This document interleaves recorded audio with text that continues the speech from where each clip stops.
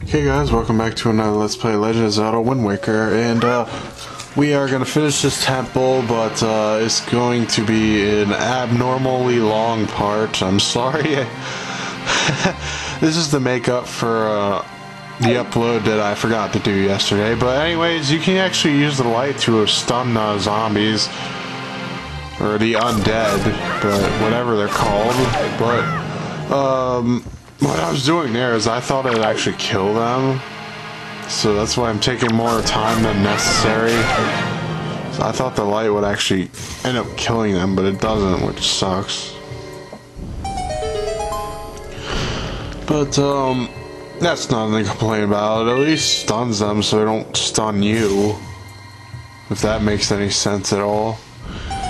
But this section of the temple is actually more focused on the reflecting light and everything. Trust me, you see some of the damn puzzles, it's mostly light reflecting, and I'm pretty sure that stupid statue on the block will respawn or something. Or either that or the block will just respawn and I'll have to push it again. But I hate stuff like that. I just wish it would stay the same when I leave the room. But this is actually in the part where I forget exactly where to go. So I'm not lost, but I'm just looking at the map, making sure to find a treasure chest I need to. And that can get annoying with the stupid auto jumping. And that's why I dropped her off the ledge in the other part of the temple. Oh, and this is the most pain in the ass thing to do. There's floor masters all over the place with fog that curses you, so you can't use any of your damn weapons. So guess what? Run for your freaking life. Otherwise you're gonna go back to the temple. Well, straight back to the temple. Well, anyways, you're doing this just to get a damn small key. And what I like to do is kill these son of bitches right afterwards, because if you do that, another treasure chest will appear. Yeah, I don't typically remember. It might be an enemy drop item like Joy Pendant, or it's probably a treasure chart. But typically when they go back underground after attacking them for so long, if you stand still, they will grab your leg, and you do have a split second to actually use an action command, but it's like way too short. Oh, it's not long enough for you to react. And this asshole's giving in. Every time I go near him, he fucking he goes back down. So I'm like, fuck it. You know, fuck you. I'm not going near you. I'm just gonna use my bow and arrow and shoot your ass down. Because I do not want to go back to the beginning of the damn temple. And if I remember correctly, they have these things all over the place in the next damn temple too, so it's more of a dickish thing than anything else. But if you're actually if you're standing near objects that can be picked up, he will actually go for the objects and throw them at you first. So if you can, I would stand near those objects so he doesn't actually grab your leg.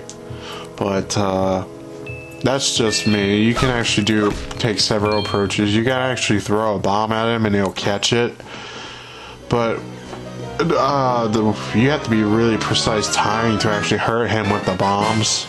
I will be showing that off a little bit later though, because it pretty much requires you to do it. So we did all that for a treasure chart we're not gonna go and get. Well, treasure we're not gonna get. I don't know, I do get one of them though, by accident. But I think I already showed that off, but no, I don't think I did actually. I think that might be coming up, but whatever.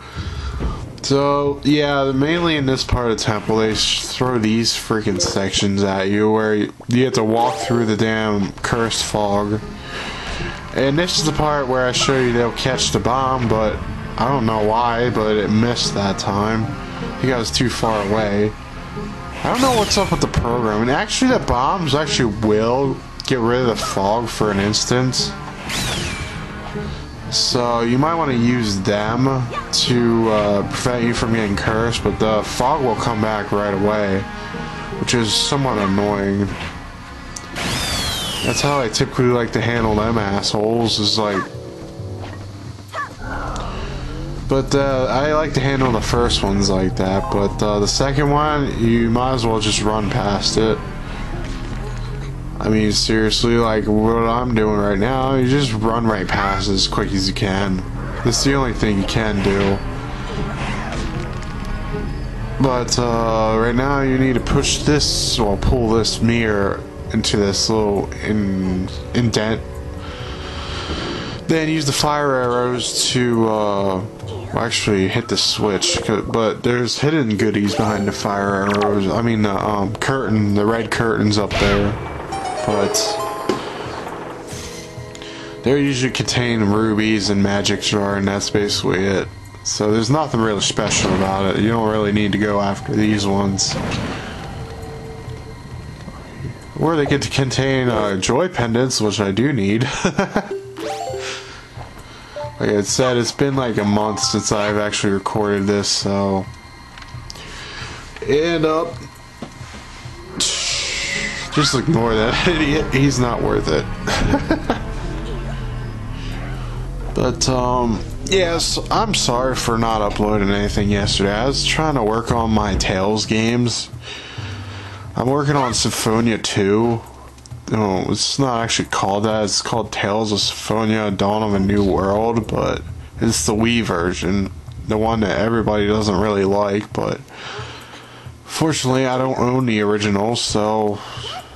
That's bad luck for me, but enough of that. But this puzzle is light reflecting again, and I don't know why I was trying to shoot a fire arrow at him, but that's actually a nice little thing to mention. The arrows, if you put the arrows back, they'll stay on whichever arrows you choose. Like if you had the fire arrows on last, they'll stay on the fire arrows until you switch them when you take the bow and arrow out. So that can be a little bit annoying, but it's just a matter of pushing R to switch the arrows. But yeah, like I said, the rest of the temple is basically light reflecting puzzles, which aren't that hard at all. They just drag out, and it's just mainly padding, I'll be honest. Holy shit, it's like this is not too hard to figure out. I mean, to be honest, mirror puzzles have never been like light reflecting puzzles have never been that hard to begin with anyways, so I don't see why they wanted to bring them back, because they had them in the Ocarina of Time and they weren't that hard either. Excuse me. Sorry. Seems like a little bit tired right now, but you basically see with the statue right there that we need to get Medley to actually go into the light and aim at the floor. But actually, if you click A in the wrong direction, she'll actually take out her thing and not shine the light at all. So it can get a little bit confusing with that, but that's just like inverted controls, sort of like inverted control thing. It's reminiscent to that anyways, but something you have to get used to when you play this game. But that's... I find it weird to look at. I think of a signal when they're both in the light when I hold Medley, because her harp shines, my mirror shield shines, and it seems like a signal for some reason in the shape of an L. Well, this room has a bunch of freaking coffins that you need to avoid, and these stupid ass bats. Let's tell you, those bats are annoying as hell. I think their official name are Ketons, but I don't particularly remember, but I'll just call them bats. And these things are undeads, but they're not that hard to deal with anyways. Well, we all did that. I just did that for a ruby. Damn it. More padding. More padding than I needed to be. But actually what you're trying to do is look into the... and again, those things creep me the hell out. Because they're loud-ass scream. But what you really want to do is actually look into coffins for a key. So that's why you're typically seeing me looking into coffins that are opened up. But, because past here is actually, I think, yeah, it's a locked door, if I remember correctly. But, there's nothing particular you'll find. You mostly find undeads and, shit, I forget those names. Stalfos. I think that's what their name. I don't think their names were changed. If they were, that's freaking stupid, because they've always been called that. But that is, I don't know. That's probably they probably do it just to get some more fans or to be more creative, which doesn't make sense because the enemies are basically the same. Actually, there wasn't a key. Damn it, that was another... That's probably the room before that I was thinking of. Never mind. Well, mainly I like to get rid of all the enemies anyways to do this stupid song. So you have to play this song throughout the entire 2 temples that we go through. Well, not this specific one, but you have to play certain songs. Like this one's for this temple, and there's another song for the other temple that we need to go to. But I guess they obviously want you to come with Medley, because if you don't have Medley, you're basically stuck and you can't move on. That's why I put those stupid ass tablets there, to make sure Medley came with you. We're actually nearing the end of this temple, actually, but not yet, because there's this obnoxiously long mirror puzzle down below, which we're actually going to need Medley for, but I completely forget about that, because I figured that it's just the boss key next, but no, it's the damn mirror puzzle that I remember. This is actually an area where you can actually get a lot, like 2 treasures in, but you get pretty good amount of it, but whatever. But still, it's still padding, and I don't know why I was hitting the door. Maybe it's because I damn it, I forgot Medley. This is where the partner gimmick of temples was pretty much annoying. Well, is pretty much annoying, because you need to bring them everywhere, and that gets fucking annoying. And look, they respawn near the beginning of the damn door, so now I have to manually walk down the damn steps to go all the way over here. I almost fell by accident. Luckily, she can fly. She actually has the most maneuverable flight, because I'll tell you, the next stage we're going to have to guide in. It does have flying capabilities too, but holy shit, it's freaking horrible to control. So you might as well get used to, well, you might as well think of Medley as the best flight control partner anyways, because it's just going to get worse from here on. Literally, because there's a point where later in the game you have to control a damn seagull, and holy shit, the seagull's flight control is really horrible, because I don't remember having that much trouble when I first played the game, but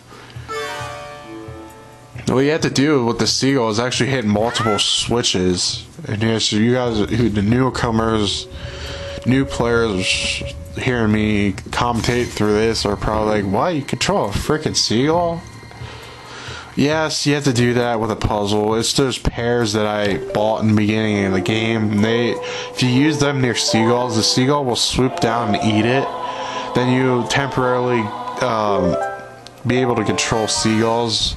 But, well, not temporary. You can actually fly around forever, but you have a distance. You only can go so far away from Link before it goes out of effect, so you want to keep that in mind if you want to solve any puzzles. But this is where light reflecting can get really annoying, especially like how elongated the damn light shine is. So wherever I put my shield on, it's like when I try to turn my shield some places, it won't reflect the light, so I gotta get closer to the beam. Right now it's realistic, yes. Well, it's somewhat realistic, I guess, but what we're actually trying to do is get these mirrors in position to actually hit a certain spots, certain pillars, like what Medley's standing on, because there are like these pillars that you can stand on near the other side, the northern side of the area, if you look at the mini map. But you need to make the light hit both of those pillars, so because apparently there's actually another one of those stupid ass statues that you need to shine. And I was not trying to call Medley there, I was trying to get Link to freaking go and use his shield to hit that place, because I need to open it. And apparently she was standing beside me, so I called her. Oh, and that's the little call she does when she'll stop following you. Then you have to tell her follow you again. That's why it's totally not worth it to freaking use the call command at all. The only time you really do want to use it is this damn Temple of the Gods. Otherwise, just fucking forget it. I mean, you use the command melody or the damn pick the people up and shit, because that's the only thing that's useful. So when you're in control, when the freaking AI's in control, they always get lost. Like, you can actually outrun the AI, then they'll stop and freaking cower, which, well, not really cower, they just stand still until you go over to them, which is real pain in the ass. But that's the AI for you. AIs have never been smart. Like, they can't even jump up ledges. It's really fucking annoying. This time, maybe the remake will fix that shit. Because I would like to utilize damn touchscreen command thing, kind of like what Phantom Hourglass and Wind Waker, well, not Wind Waker, but Phantom Hourglass and Spirit Tracks use with the boomerang and your partners, where you command them. I like to use that to command Medley, because it'd be better than the command melody, where you have to constantly play the damn thing and do all that. But that's just me. They probably won't end up doing that. Like I said, it's probably just going to be a graphical update, like the Ocarina of Time was for the 3DS. Which, I don't disprove, but I looked at the screenshots, like I said earlier, I looked at the screenshots. I don't like the way the graphics are designed. I like the way they're designed in this game. But I don't know, it's just like the screenshots I did see, I didn't really like the look of the models and everything, because they did change the models. Like this shading and everything on the models, and I'd like the shading in this game, but they freaking disregard that completely. And honestly, I don't want them to have that effect. If you guys look it up, you'll see what effect I'm talking about. But that's probably just a pre-screenshot. They're probably still working on shading and stuff, but maybe I'm just making too high expectations of them, and it's probably just going to be a flat-out remake. And they're going to do what I don't like, and I'll end up just liking this game better. They might add some touchscreen controls that I won't like. But that's just me. Me being paranoid anyways, because I don't want that to happen. Like them to completely change it. I actually approve of them changing the linearity of the game. Like, you can go to specific temples that you want to. But But how are they gonna do that? I mean, they're gonna have to change the designs of the temples themselves for it to work out. Because I think some of the temples you actually need to utilize the previous dungeon's weapons, and so how the hell is that gonna work out? I don't know. We'll see next year. Because I think it is coming out next year, or they're gonna show trailers or something. But I was actually hoping for a completely new Zelda game, not a remake. But I did want a remake of Majora's Mask. That's for sure. I want it for the 3DS, or the Wii U would be fine, but I pretty much don't really care what platform. I do want a remake of Majora's Mask since Ocarina of Time got that treatment.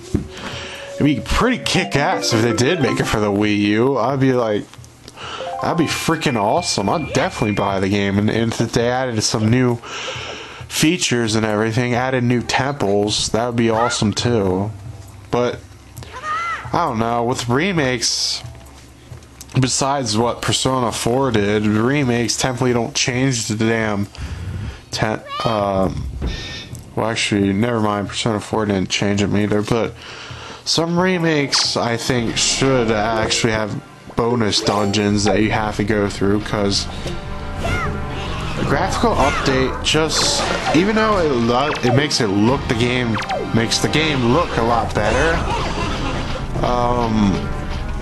I think it would just need more. I would need more to actually get into the game, because I've already played the previous version. I already know what's going to go on. I wish it would throw some other things at me. Yeah, Persona 4 Golden did throw some other things at me that I didn't like, making the game a hell of a lot harder. But that was bullshit hard. That was kind of a bullshit change, though, to be honest. The game is still pretty simple on a certain difficulty, but yes, I'm gonna say it right now. I usually start off RPGs, if they do, we'll start off any game at easy mode, because I want to go through the story and see what the story's like and everything, because I don't care for showboating about how awesome I am at playing the damn game. No, I'm not like that. I like the story of the game. I play for the fucking story. And the gameplay too, but the difficulty, if it's too hard and too bullshit, like some games I know, I'm just gonna say that. If it's too hard and too bullshit, I'll pretty much stop playing it, but pretty much like Persona 1 and 2, because those games do seem like they have a good story, but some of the choices they made, like, really big turnoff for me. Pretty much why I like I told you guys before, I started at Persona 3, but that's enough of me talking. There's enough of that nonsense talking, just me filling in some words and talking nonsense. Jeez, I'm just straying away from Wind Waker here. But we actually got the boss key, if you didn't see earlier. Jeez, I wasn't paying attention myself. But don't ask me why I'm flying up the stairs. I don't know why. But this can get really time consuming, and that's why I did the command melody down here. Well, you should do the command melody down there, is because Toon Link climbs really fucking slow. They actually added a new climb thing where you can actually go climb diagonally, but it's so slow it's not even worth it.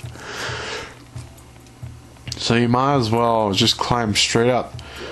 I mean, he climbs so slow, like diagonal and horizontally, that is freaking annoying.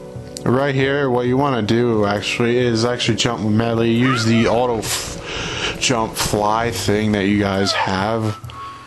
Well, that she and Link has, or whatever, when you jump with her off a ledge. But rubies, can't get enough of them. We're gonna need them later, actually. pretty soon we're actually going to need those rubies, and we're actually going to get another ruby bag. I think either after this temple or after the next one, if I remember correctly. But now we're finally at the boss, and apparently it's all pose that are different color. And what the hell is this? A mask? Well, apparently we get this ghost mask that turns into a big ass, or a big fat ass, with a weird ass noise with, I don't know, that stupid lantern makes the most cartoonish noise ever. I think that was the point, but whatever.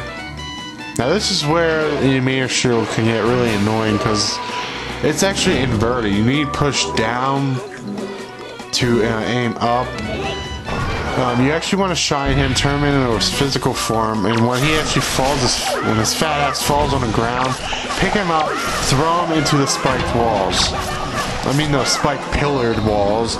So you just throw him into the regular spikes that are along the ground, it won't work. He won't divide, and you won't be able to attack him at all. But typically has these moves. One of them is to use that flamethrower type move.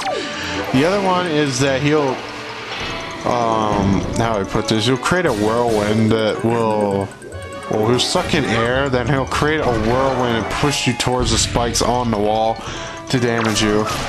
But the best method to actually do this is either use the hurricane spin technique that you can learn, or you can use your bow and arrows. Since I don't have the hurricane spin at this point, yes, I revealed the hurricane spin is the extra move you can learn. But if you don't have the hurricane spin at this point, I recommend you just use the bow and arrows. I mean, this boss is pretty damn easy. You should not have any trouble with him. The only trouble you should have first time players without guides is to know how to damage the boss itself. And actually the light shining down will actually go away and go to another area.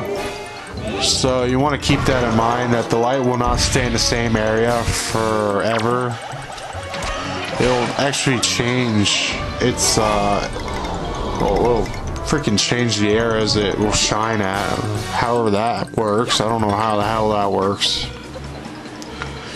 What mainly drags this damn boss out is the freaking fact that sometimes you actually end up killing one Poe, but the damn but he'll when you kill the damn one Poe, damn it, the light pillar just disappeared. Oh, and yeah, he does his body slam that actually gets you possessed too, which can get annoying when you're in the middle of doing something. Like right here, that's bullshit. But if you go in the light, possession should wear off. But when he's sucking you in like that, it can get really freaking annoying with inverted controls, suddenly switching back to normal controls. So you actually end up running into spikes or him. But I actually never usually get to that point where it does the body slam, but like I said, I'm playing this on my computer, so... and recording curse. I don't know why I laugh like that. Just ignore that. Come on, we're down to one Poe. And how the hell does one Poe make that huge-ass giant one? Let alone 3 or 4 of them. I mean, there's a huge cluster of them that made sense to make the huge-ass one. But that one Poe still makes that huge-ass one. Does that mask have some weird-ass powers or something? Whatever. Might as well stop judging and just finish that motherfucker off. And we're finally done. And let me tell you, he is like one of my least favorite bosses because it just drags out. Well, this entire temple drags out. It feels like it's mostly padding, to be honest.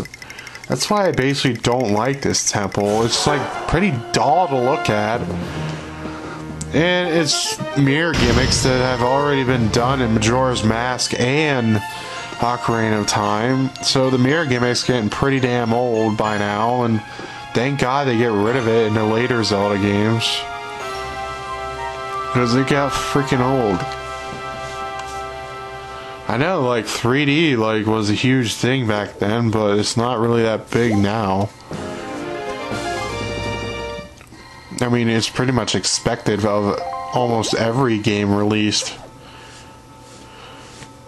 But occasionally the Japanese like to make sprite games, like strategy games, like Final Fantasy Tactics and stuff like that, that use sprites in 3D environments. But that's a type of style though. But they, as I said, they still have 3D in the game too. So 3D is pretty much expected of every game except indie games and little games and flash games and stuff like that. But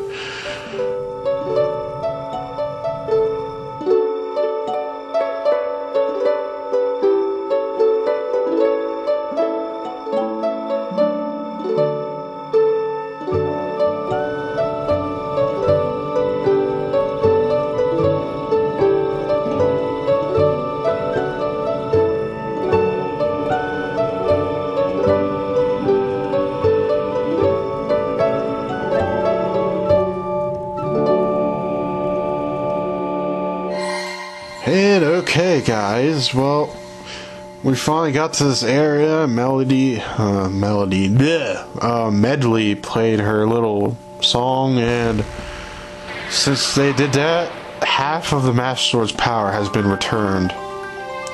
And you'll hear this one more time in the entire game. This little tune right here for the Master Sword. They really use that tune. You should only hear that once in the entire game. Well, never mind. Ocarina of Time, you heard that all the time, depending on how many times you went back in time and forward in time. But that's another game. I guess that one really did get old in Ocarina of Time. Never mind. But I really only want to hear that tune once. So I don't want to overhear it then just get tired of it. But we are finally done with this temple. Now we'll move on to the next dungeon. But first we need to actually go to the dungeon, learn the song, and find the next stage. And I'll see you guys until then.